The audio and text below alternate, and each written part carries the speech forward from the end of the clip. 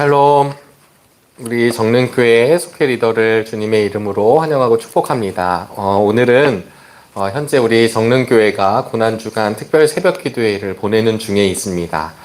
이제 내일 목요일이고요. 토요일까지 보내고 또 부활절 새벽까지 저희들 고난주간 특세를 지금 보내는데 특별히 속회공과 교육이 수요일 저녁에 있었습니다. 그런데 주보에 안내해 드렸듯이 이번 주는 온라인 속회공과로 대신 하도록 하겠고요. 다음 주에 저희들은 저녁에 또 이어서 속회공과 교육을 모이도록 하겠습니다.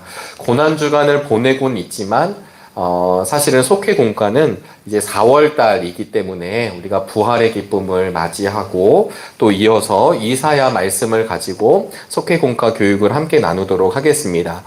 우리 칠판에 적혀져 있는 대로요. 14과 함께 하나님을 경배하리라 라고 하는 제목의 속회공과를 우리가 함께 나누기를 간절히 바랍니다.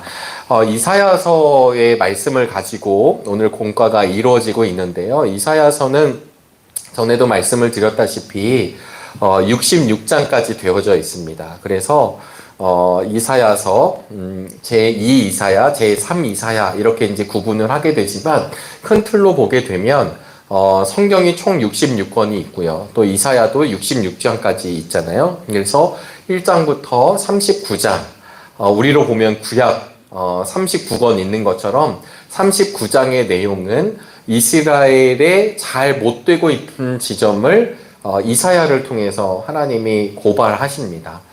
그래서 정말 똑바로 살아야 되는 것, 하나님 앞에 잘 서야 되는 것, 이런 말씀을 이 전반부에 하고 있고요. 40장부터 위로하라는 말씀이 시작이 되면서 마지막 66장까지는 다시 이스라엘에 대한 회복에 대한 말씀이죠.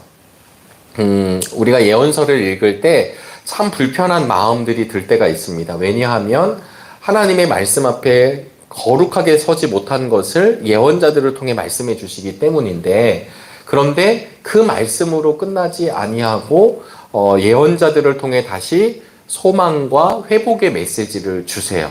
이 소망과 회복의 메시지를 통하여서 우리가 무엇을 얻을 수 있냐면, 하나님의 사람들은 육체적으로 잘 된다, 육신적으로 잘 살게 되더라, 이런 말로 귀결이 되는 것이 아니라 하나님의 사람들은 하나님의 손으로 붙들림을 받는다. 하나님의 백성들은 끝까지 하나님의 백성으로 남게 된다. 그래서 이 말씀 예언서를 보시게 되면 이 남은 자, 끝까지 남은 자에 대한 이야기가 등장하게 됩니다. 이 시대를 향해서 굉장히 혼란한 시대라 이야기하고 어지러운 시대라 이야기를 하게 되는데요. 우리 정릉의 성도님들, 특별히 속회공과를 우리가 함께 나누면서 각 속회에서 예배를 드릴 때, 또 말씀을 나눌 때, 또 우리의 삶을 함께 나누게 될 때 정말 하나님의 은혜를 경험하고 또 그 경험된 이야기가 우리 형제 자매들과 함께 나눌 수 있는 시간이 되시기를 간절히 바라겠습니다. 오늘 본문은 이제 이사야서 19장 말씀이에요. 근데 이 19장 말씀에서도 전반부, 오늘 우리가 읽은 본문은 회복에 대한 이야기지만 전반부는 이집트를 벌하시는 내용입니다. 오늘 본문의 말씀 이사야 19장 16절로부터 25절까지인데요. 1절부터 15절까지를 보시면 이집트 백성을 내가 벌하게 될 것이다 라고 하는 이야기가 나오게 됩니다. 왜냐하면 성경을 잘 보시면 이집트 사람들이 이집트의 우상 속에 놓여져 있는 것들, 그리고 저들이 서로 잔인한 군주의 포갑 속에 있는 것들, 그래서 이런 부분들을 가지고 나일강이 마르게 될 것이고 강에서 악취가 나게 될 것이고 이런 말씀들이 쭉 등장하게 됩니다. 그래서 이집트가 사실은 망하게 될 것이다, 이집트가 하나님의 진노 아래 있게 될 것이다 라고 하는 이야기이죠. 그런데 오늘 우리가 읽을 본문은 함께 하나님을 경배하리라 라고 하는 말씀의 제목에서부터 아시다시피 함께라는 말이 어떤 뜻이냐면 이사야 19장을 보면 이집트 백성들이 함께 하나님을 찬양하게 될 것이다 네, 아까도 말씀드렸다시피 이사야 이 39장까지는 사실 이스라엘을 이야기하시고 징계하시는 이야기도 있지만 그 곳곳에 사실은 열방을 향한 이야기도 등장하고 있습니다. 그래서 오늘 본문은 속회공과 지필진들은 어떤 부분을 지금 우리가 함께 은혜를 나누기를 원하냐면 하나님의 우상의 땅인 이 애굽, 또 우리가 그 시대로 보면 아수르, 그런 나라들도 사실은 이스라엘과 함께 하나님을 경배하게 될 것이다 라고 하는 이 말씀을 가지고 오늘 속회공가가 이루어지고 있습니다. 애굽에 관한, 이집트에 관한 심판의 경고가 1절부터 15절까지 등장된다고 말씀을 드렸습니다. 그런데 16절에 이렇게 말씀이 시작이 됩니다. 그 날이 오면 이집트 사람이 마치 겁 많은 여인처럼 되어 만군의 주님께서 그들 위에 팔을 펴서 휘두르시며 심판하시는 것을 보고서 두려워하며 떨 것이다. 우리가 예언서를 함께 나누면서 많이 이야기한 것 중에 하나가 무엇이냐면 그 날이라고 하는 것입니다. 이 그 날이라고 하는 표현, 오늘 저희들이 함께 읽고 있는 오늘 본문에서도 등장하고 있습니다. 그 날이죠. 그 날. 그 날. 이 그날은 다른 예언서에서 보시면 또 어떤 날로 표현을 하고 있냐면 여호와의 날로 표현하기도 합니다. 이 날은 우리가 믿는 사람들에게 있어서 하나님의 백성들에게 있어서는 해피한 날이 되지만 믿지 않는 자들, 또 하나님을 대적하는 자들, 하나님의 말씀을 따르지 않는 사람들은 이 날이 심판의 날이 되죠. 그래서 사실 그 날은 중의적 표현을 쓰는데요. 구원의 날이기도 하면서 심판의 날이기도 합니다. 우리가 수요일마다 요한계시록 말씀을 지금 담임 목사님을 통해서 듣고 있습니다. 뿐만 아니라 예수님의 말씀, 예수님이 다시 오실 우리 예수 그리스도를 기다리고 있는 사람들이 우리 크리스찬들인데요. 우리 주님이 다시 오신 그 날을 복음서에 보시면 심판의 날이라 얘기하십니다. 심판의 날이니까 굉장히 두려운 날처럼 느껴지지만 사실은 심판의 날이라는 말 뜻은 뒤집어 이야기하면 주님의 백성들, 주님의 제자들, 하나님의 자녀들은 그 날이 구원의 날이 되는 것입니다. 마찬가지로 이런 이야기가 구약에 계속해서 등장을 하게 되는데 오늘도 1절부터 15절까지는 이집트의 저주, 이집트의 멸망을 이야기했지만 16절에 그 날이 되면 이라고 시작하면서 회복의 메시지가 시작이 되는 것입니다. 여러분 이 부분들을 한번 보시고 말씀을 우리 속회에서도 함께 꼭 읽어주시기를 바라겠습니다. 그 날이라는 말은 하나님의 심판과 하나님의 예언이 성취되는 날이다 라고 하는 뜻입니다. 여러분 이집트 하면 어떤 말씀이 떠오르시나요? 네, 우리가 이집트 그러면 이집트 하면 이제 예전 성경이나 우리 성경에서는 애굽이라고 이야기하잖아요. 네, 이 애굽은 우리가 자연스럽게 출애굽기가 떠오르게 됩니다. 애굽을 탈출하는 이야기, 출애굽기입니다. 그런데 이 출애굽기를 잘 보시면 출애굽기, 애굽에 들어갔을 때 이제 이스라엘 백성들이 이제 요셉을 알지 못하는 요셉 바로를 알지 못하는 이제 또 다른 왕이 등장하게 되고요. 그리고 히브리 백성들을 탄압하고 노예로 삼고 있었던 그 시절에 시기적으로 보면 이스라엘 백성들이 그 고센 땅에 거주한 지 430년이 지난 뒤에 이 출애굽의 역사가 시작이 됩니다. 근데 아시다시피 모세를 통해서 이스라엘 백성들을 탈출하게 될 때요. 무력으로 싸워서 탈출한 게 아니잖아요. 그때 잘 보시면 하나님께서 10가지 재앙을 내리십니다. 10가지 재앙의 그 재앙을 내리시는 이유 중에 하나가 무엇이냐면 이스라엘 민족이 나가게 될 때 하나님이 그들의 부족 국가의 하나님이 아니라 그들의 민족의 하나님으로만 존재하는 게 아니라 열방을 다스리시는 하나님임을 드러내시기 위해서 이집트가 모시고 있었던 신들을 격파해 나가는 것이죠. 단순히 어마어마한 기적이 일어났다. 그런 사건이 일어났다도 되지만 사실 그 부분을 잘 헤아려 보면 오늘은 이제 출애굽기는 아니지만 애굽의 신들이 하나하나 깨져 나가는 것입니다. 하나님 이름 앞에, 하나님의 능력 앞에. 마지막 10번째 재앙, 처음 난 것의 죽음 앞에 결국 바로 왕이 무릎을 꿇게 됩니다. 그럴 때 그들이 무엇을 보게 되냐면 10가지 재앙 뒤에 하나님의 살아계심을 경험하게 되죠. 네. 그럼에도 불구하고 이 애굽이 나중에는 이 하나님이 살아계심을 보면서도 하나님을 대적합니다. 또다시. 그래서 이 하나님을 대적한다는 표현은 그들이 세서 한번 해보겠다, 혈기가 있다 이런 뜻이 아니라 하나님을 대적한다는 표현은 결국 어떤 뜻이냐면 이 애굽이, 이집트가 교만하다라는 뜻입니다. 여러분, 이 교만하다라는 뜻은 무엇입니까? 사실 교만하다는 것은 내가 할 수 있다라는 마음 아닐까요?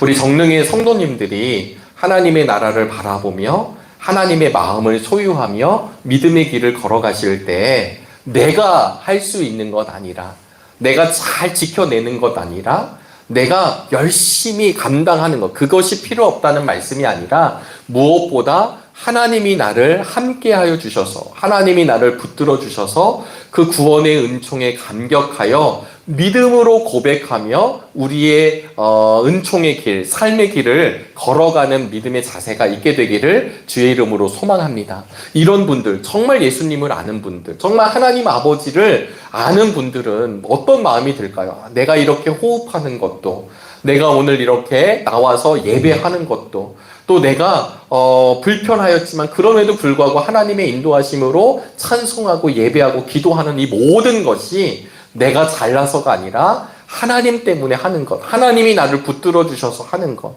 내 사업이 이렇게 이렇게 된 것도, 내 자녀들이 이렇게 장성하게 된 것도, 우리의 자녀 손들이 자라는 모든 것들이 사실은 내 것이 아니라 하나님의 은혜로 된 것임을 아는 사람들을 향해 뭐라고 이야기하냐면 교만하지 않다고 이야기합니다. 교만한 사람들은 누구냐면 자기만 아는 사람이죠. 그리고 교만한 사람들은 하나님을 인정하지 않습니다. 마찬가지로 그런 하나님께서 교만한 애굽을 심판하시게 되는 거죠.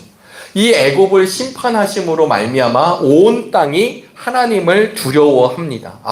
유다의 하나님, 이스라엘의 하나님, 그 하나님이, 전능하신 하나님이 그들의 하나님뿐만 아니라 이 땅을 다스리신다라고 하는 것이죠. 그런데 오늘 이집트를 벌하시고 회복시키는 이 이야기의 궁극적인 이야기가 있습니다. 그것이 무엇이냐면 우리의 삶, 또 우리 주님의 몸된 교회 모든 영역들이 우리 하나님만 의지하라라고 하는 말씀입니다. 그런데 이제 우리 본문으로 돌아오셔서 16절에 보시면 그날에라고 지금 말씀을 들었습니다. 그 날이 오면 예전 성경에서는 그날에라고 표현을 하고 있습니다.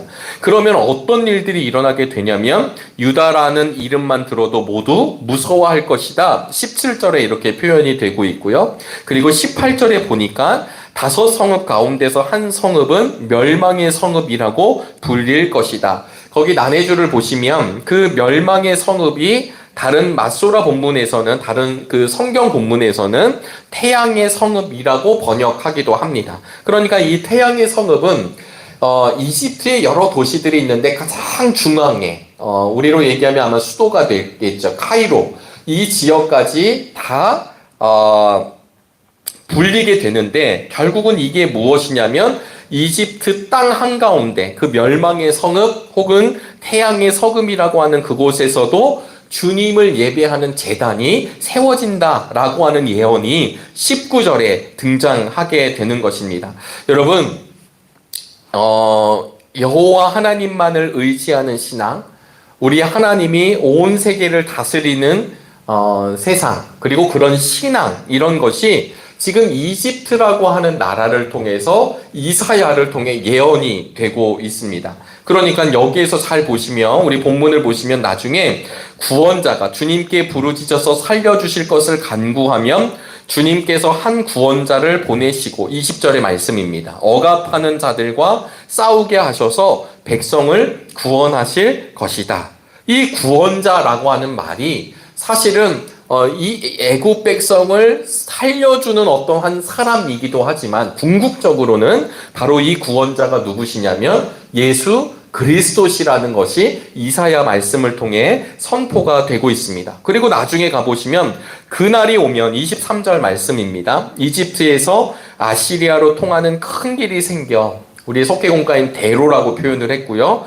아시리아 사람은 이집트로 가고 이집트 사람은 아시리아로 갈 것이며 이집트 사람이 아시리아 사람과 함께 주님을 경배할 것이다. 아멘. 여러분 여기서 보면 애굽이라고 하는 나라와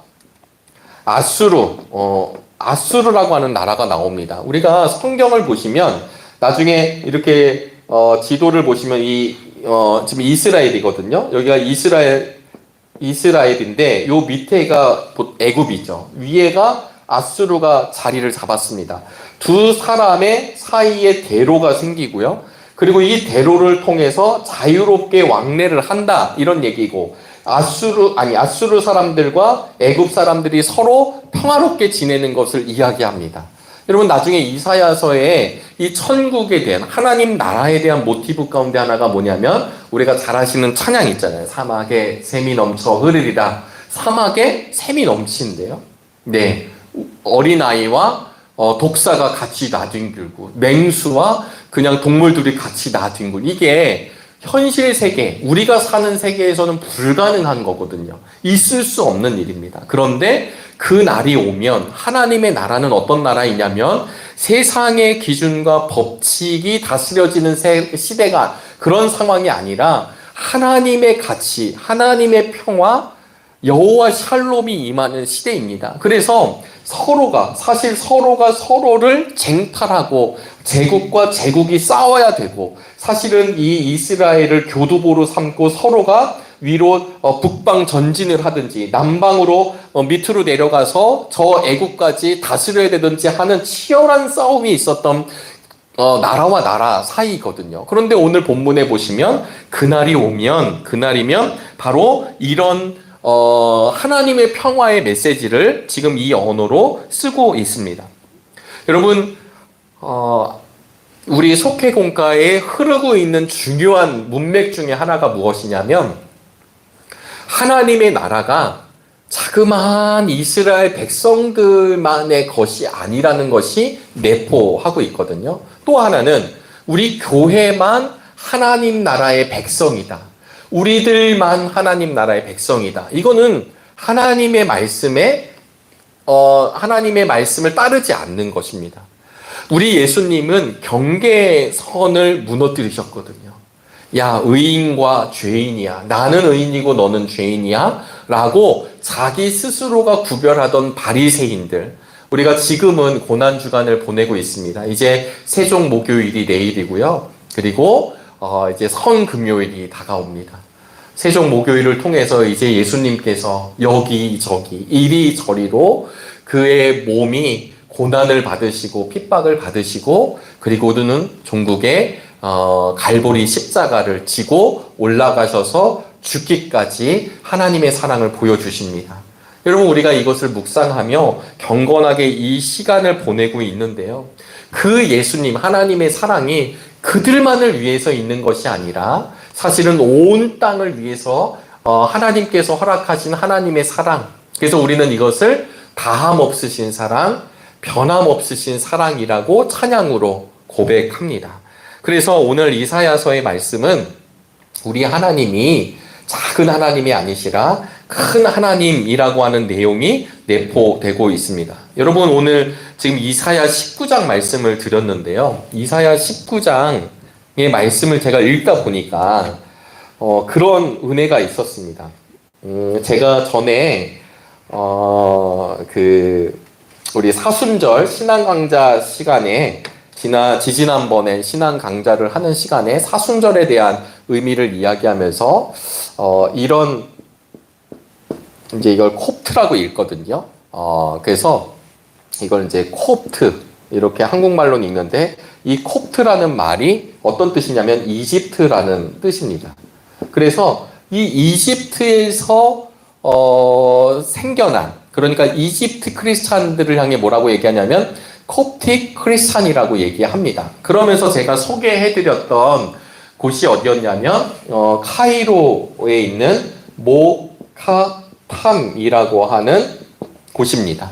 쓰레기 마을이거든요. 혹시 뭐 지금은 우리가 자료 화면은 없지만 우리 속회공과를 준비하시고 또 우리 속회 리더 분들께서 또 이 지금 강의를 듣고 있는 우리 믿음의 성도님들 혹시 인터넷으로 쓰레기 마을 모카탐 이렇게 한번 검색을 해보시면 혹은 콥틱 크리스찬을 검색하시면 이 이집트 크리스찬들의 얘기가 나오게 될 것입니다. 물론 조금 더 가보게 되면요, 이 콥틱 크리스찬들의 어떤 성서를 받아들이는 그 성서 해석에 의해서 어떤 분들은 또 이 교리적으로 이단이라고 정죄했다고 이런 이야기도 있지만, 제가 말씀드리고자 하는 콥틱 크리스찬들은 좀 교리적 문제가 아니라 그들이 그 이집트라고 하는 무슬림 교도들이 남아있고 득세하고 있는 그 땅에서 그들이 지금도 신앙의 명맥을 이어가는 데 조금 더 주안점을 두었고요. 지금은 그런 상황이 아니지만 이집트를 우리가 가볼 일이 있다면 이곳을 한번 꼭 방문할 수 있기를 바랍니다. 이 모카탐 언덕이라는 곳인데요. 이 쓰레기 마을인데 이 모카탐의 유명한 것이 무엇이냐면 성시몬 수도원 교회입니다. 동굴교회로 알려져 있고 우리 신앙 강좌를 할 때 잠깐 그 동굴교회 사진을 보여드린 적이 있습니다.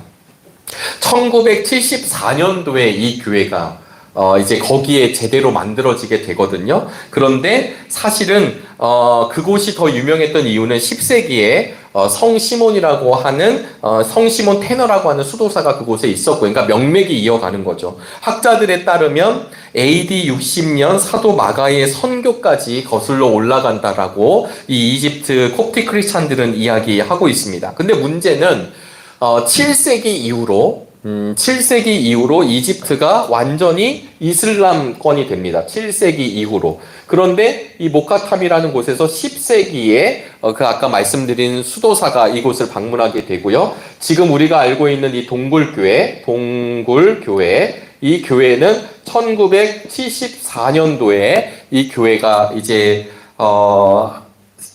세워지게 돼요. 뭐 꿈을 꾸고 거기 가면 이제 이런 이야기들이 쭉 있는데, 제가 말씀드리고자 하는 것은 이겁니다. 이 콥틱 크리스찬, 이집트의 크리스찬들 있잖아요. 그러니까 자료를 조사하다 보니까 이미 지금 오늘이 2024년도인데 2011년도에 극단주의 무슬림들이 막 테러를 일삼았습니다. 특별히 이 무슬림들 형제단에서 교회를 향해서 핍박을 하고 테러를 이끌어내죠. 또 기독교인뿐만 아니라 막 여기저기 그냥 테러를 했던 집단이기도 합니다. 그런데 나중에 이 무슬림 형제단이 100여 개의 교회도 태우고 사람도 죽이고 막 다 했는데 결국은 교회 공동체를 없애지는 못했습니다. 왜냐하면 이 콥틱 크리스찬들의 마음에 어떤 가르침이 있냐면 원수를 사랑하라, 박해하는 사람을 위해 기도하라 라고 하는 예수님의 말씀에 이들이 그 삶의 현장에서 그렇게 살아내고 있더라는 거예요. 제가 말씀드렸지만 그들이 쓰레기 마을에 있을 수밖에 없는 이유는 그것밖에 할 수 없게 되는 거죠. 왜냐하면 중요한 공직도 올라가기가 힘들고, 또 콥틱 크리스찬들이 그들이 이제 이 엄지와 검지 사이에 십자가에 문신도 넣고 때로는 손등, 손목 이런 데에 문신을 넣는 이유는 뭐겠습니까? 자기의 정체성을 드러내는 거죠. 커밍아웃 하는 것입니다. 그러면 사람들이 좋아해 주는 게 아니라 더 차별하고 더 핍박하는 시대를 그렇게 살아가는 사람들이에요. 그러니까 쓰레기 마을을 차리고 어쩔 수 없는 쓰레기 더미가 오는 곳에서 쓰레기를 뒤지고 쓰레기를 치우고 이러면서 마을 공동체가 형성이 되고 그것에 동굴교회가 있게 됐더라는 것입니다. 언젠가 한번 이 콥틱 크리스찬, 이 동굴교회의 이곳에서는 사제라고 이야기하시는데요. 그 사제께서 한국에 방문한 적이 있었답니다. 그래서 제가 그 기사를 찾아보니까 그들은 어떤 마인드로 살아가느냐라고 물어봤더니 오늘 우리들이 읽은 그리고 속회 공과를 나눌 이사야서 19장을 산다라는 거예요. 너무 놀랍지 않나요? 우리가 이집트를 위해서 예언한 한 장면 같지만 이 예언의 장면을 아멘으로 받고 그것을 위해 믿음으로 사는 콥틱 크리스찬들이 동시대에 살아가고 있다라고 하는 것입니다.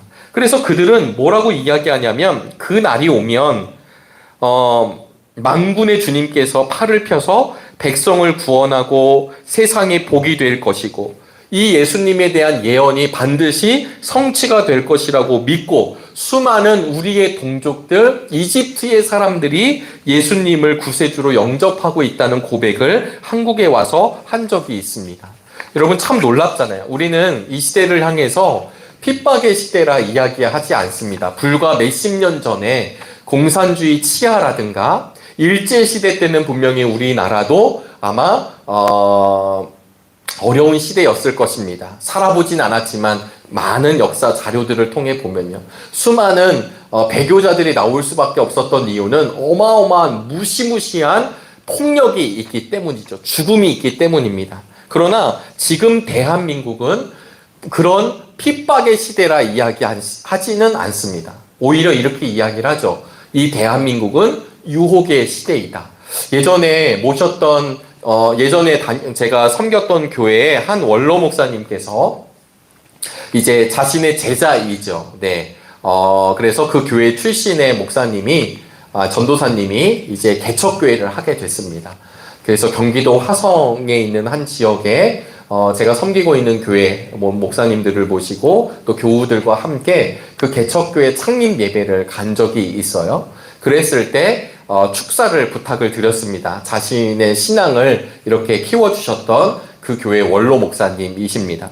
이 원로 목사님이 그 작은 이제 교회에서 처음 시작하는 전도사님에게 교회를 첫 시작하는 창립을 드리면서 또 개척을 하면서 그렇게 이제 사역을 시작하는 그 교회 전도사님에게 이런 이야기를 주셨습니다. 뭐라고 주셨냐면 지금의 시대는 유혹의 시대입니다. 이 유혹의 시대에 예수 그리스도에 대한 분명함이 없어서 방황하고 잃어버린 영혼들이 많아지는 이 때에 우리 전도사님과 함께 시작하는 이 교회가 분명한 메시지를 알려주시기를 바랍니다. 유혹의 시대는 더 많은 유혹이 있기 때문에 오히려 핍박의 시대보다 더 많은 낙심자들이 나오는 시대입니다. 이러한 시대일수록 예수 그리스도 그 이름, 그 반석 위에 굳건히 세워진 교회가 되시기를 소망합니다. 그리고 이 유혹의 시대, 내 몸이 편한 것을 따르는 것이 아니라 내 몸은 설사 조금 불편하더라도 예수님이 드러날 수 있는 길이라면 마땅히 그 좁은 길을 선택하는 전도사님과 교회가 되기를 바랍니다. 이게 이미 십수년 전의 일임에도 불구하고 저의 마음에 확 이렇게 담겨져 있습니다. 유혹의 시대이죠. 그러나 또 우리는 알아야 합니다.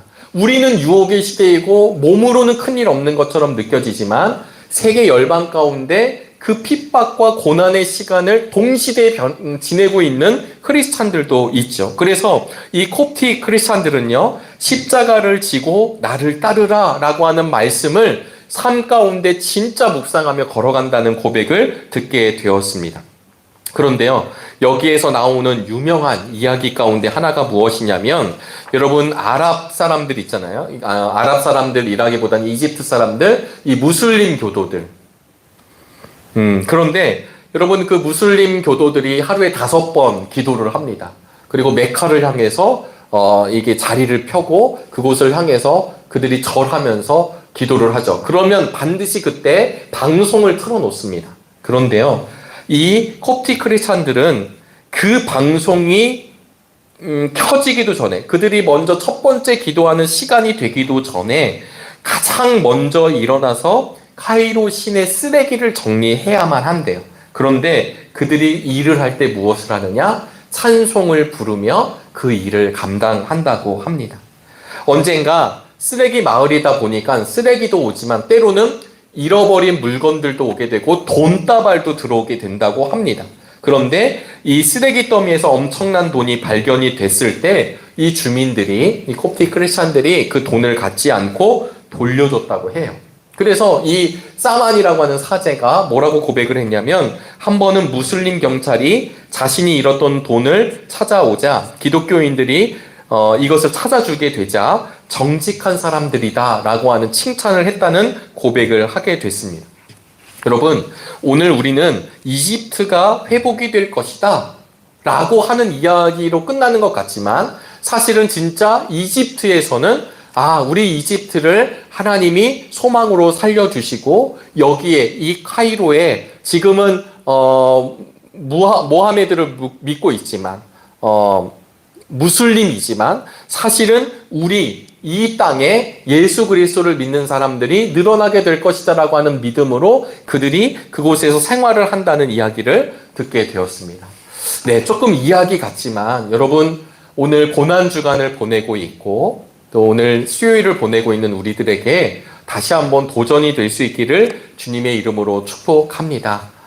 특별 새벽 기도회를 통해서 다니엘서 말씀을 가지고 별처럼 빛나는 사람, 우리의 존재가 그런 것 아닐까 생각해 보며 하루하루 말씀을 받으시기를 바라겠고요. 그리고 이 고난주간 십자가를 묵상하면서 우리 부활주일이 됐었을 때 이 부활의 기쁨이 그냥 절기적 기쁨으로 끝나는 것이 아니라 정말 예수 그리스도 그 십자가와 부활로 말미암아 우리의 삶이 정말 예수님 안에서 변화된 인생임을 고백할 수 있기를 간절히 바랍니다.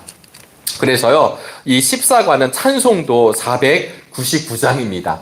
흑암에 사는 백성들을 보라. 우리 찬송을 부르시면서도 꼭 고백하실 수 있게 되기를 바라겠고요. 우리 공가를 잠깐 보도록 하겠습니다. 서두를 보시면 하나님은 우상의 땅인 애국과 아수르도 이스라엘과 함께 하나님을 경배할 것이라고 말씀을 하셨죠. 저 이방 백성들도 다 나의 자녀들이다, 하나님의 기업이다라고 이야기를 종국에는 하시게 되었다라고 하는 것입니다. 그래서 모두가 이렇게 하나님을 경배할 수 있었던 일이 무엇이냐면, 우리 16절 18절 말씀을 통해서 하나님의 손으로 먼저 그 땅을 흔드십니다. 이것을 아까도 말씀드렸지만 1절부터 15절까지의 말씀은 이집트 백성들을 저주하고 하나님께서 그들을 심판하는 것처럼 보이게 되지만, 사실은 그 손으로 흔드심으로 말미암아 살아계신 하나님이 누구신지를 같이 바라보게 하신다라고 하는 것을 우리 첫 번째 대지에서 쓰고 있습니다. 여러분, 이 사실만 보더라도 하나님이 무지하고 교만한 우리들을 흔드실 때가 있다라는 사실을 기억하시기를 간절히 바랍니다. 그래서 그 흔드심을 우리가 알게 된다면 흔드신 하나님을 원망하는 것이 아니라 오히려 우리의 삶을 흔드심으로 말미암아 세상의 허탄한 것에 빼앗겼던 내 시선이 정말 중요한 것으로 다시 옮겨지게 되기를 바라고, 또 하나는 바로 그 흔들림으로 말미암아 나의 삶에 나를 채우지 못하는 것들, 그리고 사라질 것들을 다 흩어져 버리는 시간이 되게 오직 중심이 되시는 예수님을 붙잡는 시간으로 가시길 바랍니다. 하나님이 우리를 꺾으신다는 이야기는 사실 쉬운 이야기는 아닙니다. 누가 일부러 꺾이고 싶을까요? 그런데도 불구하고 이것을 또 다른 눈으로 바라보면 하나님이 우리를 흔드시고 꺾으신다라고 하는 건 그렇게 해서라도 내 자녀를, 내 백성을 하나님의 품 안으로 데리고 오시는 하나님의 놀라운 손길을 오히려 우리가 발견할 수 있기를 바랍니다. 두 번째는 부르짖게 하시고 고쳤습니다. 19절로부터 22절까지 보면 이제 애굽, 제국이었지만 이 애굽에 막 나일강이 마르고 악취가 난다는 이야기가 나오잖아요. 애굽은 철저하게, 아까도 우리 출애굽기 이야기를 했지만 이 애굽은, 이집트에는 우상신입니다. 다양한 우상신. 지금도 이 우상을 우리 특히 정릉교회 성도님들이 우상을 믿으실까요? 우리 믿지 않습니다. 그러나 이야기하시는 거죠. 하나님께서는 혹여나 하나님이 먼저가 아니라 다른 것에 내가 의지하고 있는 것 아닌가. 너무 우리 쉽게 얘기할 수 있지 않을까? 혹시 내가 돈을 의지하는 것 아닌가? 관계를 의지하는 것 아닌가? 어쩌면 존 비비어 목사님, 이 목사님이 쓰신 책들을 보면요, 우리가 싸울 때 내 내면이 다칠까봐 그것을 아주 중요하게 생각하는 사람들도 있더라는 거예요. 보이진 않지만. 그러니까 내 가치를 잃지 않기 위해서 내 자신이 우상이 될 때도 있더라는 거예요. 그러니까 여러분, 우리가 우상이라고 하는 건 눈에 보이는 어떤 형상이 아니라는 건 이미 우리가 신앙생활을 하다 보면 알고 있을 것입니다. 그런데 그것이 아니라 정말 하나님보다 하나님을 대치하는 것, 하나님보다 더 우선시 되는 것. 오늘 새벽에 목사님 말씀처럼 이야기해보면 절대적이지 않고 하나님을 상대적으로 바꾸는 것, 이런 것들을 경계해야 되겠죠. 오늘 특별히 고난주간을 보내면서 또 우리가 속회를 앞두고 있으면서 우리의 신앙이 하나님께 먼저인지 다시 한번 고백하는 시간 되시기를 간절히 바라겠습니다. 하나님이 우리에게 어려움을 주신 이유 중에 하나는요, 가장 중요한 것이 무엇인지를 부르게 하시는 거죠. 제가 가끔 이것도 옛날 경험인데요. 전에 교회에서 이렇게 건축을 했습니다. 비전센터를 지었어요. 완공이 된 것은 아니었는데 외장재를 지으면서 아마 이제 거기에 스티로폼도 들어가고 이렇게 되죠. 제가 보기에는 용접을 하다가 용접에 불꽃이 튀면서 그 외장재 스티로폼에 붙게 되고 삽시간에 불길이 솟아올랐습니다. 제가 어디를 잠시 병원에 잠깐 갔다가 교회 쪽으로 이렇게 들어가고 있는데 어디선가 검은 연기가 막 나는 거예요. 교회 쪽에서 검은 연기가 난다, 이렇게 생각하고 점점 가는데 그게 교회였었습니다. 우리 교회 비전센터가 타고 있는 거예요. 이제 겉에가 다행히 외장재만 탔기 때문에 검은 연기였지만 그래도 잘 수습이 되었습니다.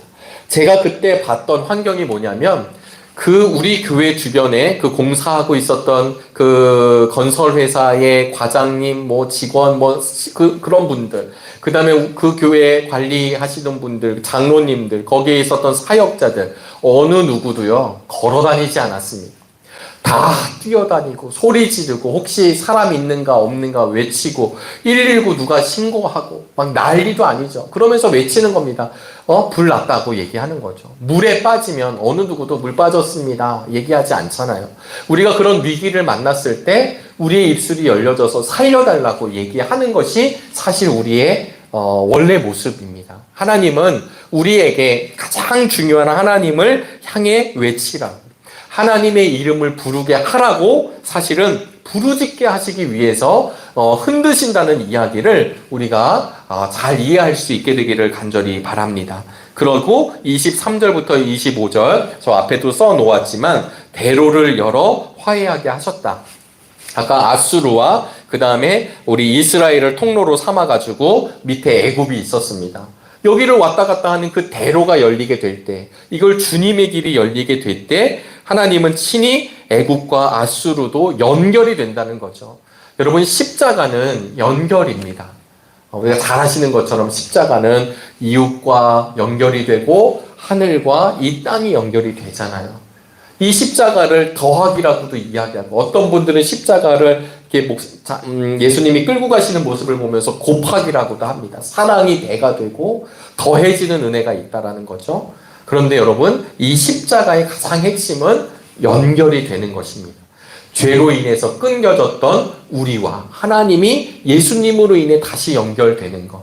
하나님과 연결이 되었다라는 것은 다시 살게 된다라는 것.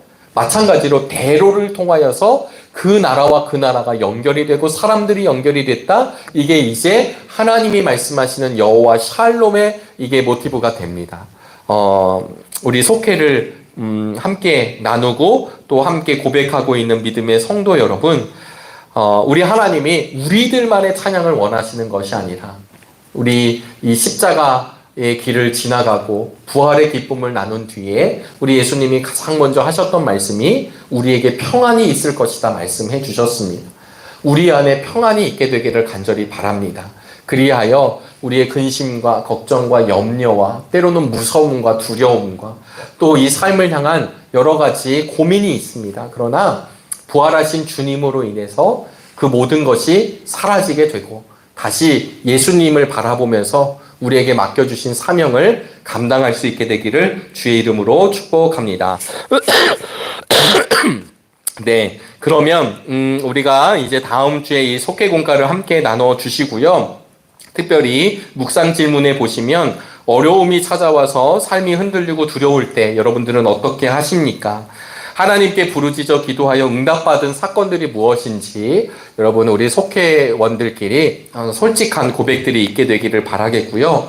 혹여나 내가 용납하지 못할 이웃 혹은 여러 사람들이 있을 수도 있습니다. 그럴 때 우리는 가장 먼저 무엇을 해야 할까? 이것이 우리 말씀 묵상으로 오늘 우리 속회공과에 주어져 있습니다. 우리 속도원 여러분, 또 우리 속회 리더 여러분, 지금 우리에게 주어진 하루하루가 우리 주님께서 선물로 주어주신 하루임을 깨달으셔서 오늘도 기쁨과 감사로 억지로 살아내는 것 아니라 그냥 사는 것 아니라 우리 주님과 함께 기쁨과 감사로 오늘 하루도 전진하시고 우리 속회가 만날 때마다 그 행복한 여정이 되시기를 주의 이름으로 축복합니다. 오늘 온라인으로 이렇게 대신하였습니다. 그러나 우리 다음 주에는 또 기쁨으로 저녁 때 함께 만나길 바라겠고요. 또 이 시간을 통해서 말씀과 더욱 친근해지고 또 우리 속회에 대한 이야기도 나누는 은총의 시간 되시기를 간절히 바라겠습니다. 제가 기도하고 오늘 마치도록 하겠습니다. 하나님 참으로 감사합니다. 모든 땅의 회복을 원하시는 하나님께서 우리를 포함하여 주님의 모든 백성들 또 하나님의 이름을 알지 못하는 영혼들에게까지도 주님 십자가를 허락하여 주심을 감사합니다. 우리 속회에서 하나님 세계 열방이 또 이 온 땅이 하나님을 함께 찬양하길 원하는 이 마음을 알게 하여 주시고 이것이 우리 민족과 민족 간의 문제로가 아니라 우리 이웃과 이웃 또 우리 가족 안에서 하나님 받아들여짐, 용납함, 하나님의 크신 사랑의 길에 함께 동참하는 믿음의 역사도 우리에게 허락하여 주시옵소서. 여호와 샬롬 하나님의 평안의 복이 우리의 것인 줄로 믿습니다. 오늘도 감사하며 그 길을 걸어가게 하여 주시옵소서. 이 모든 말씀 예수님의 이름으로 기도하옵나이다. 아멘.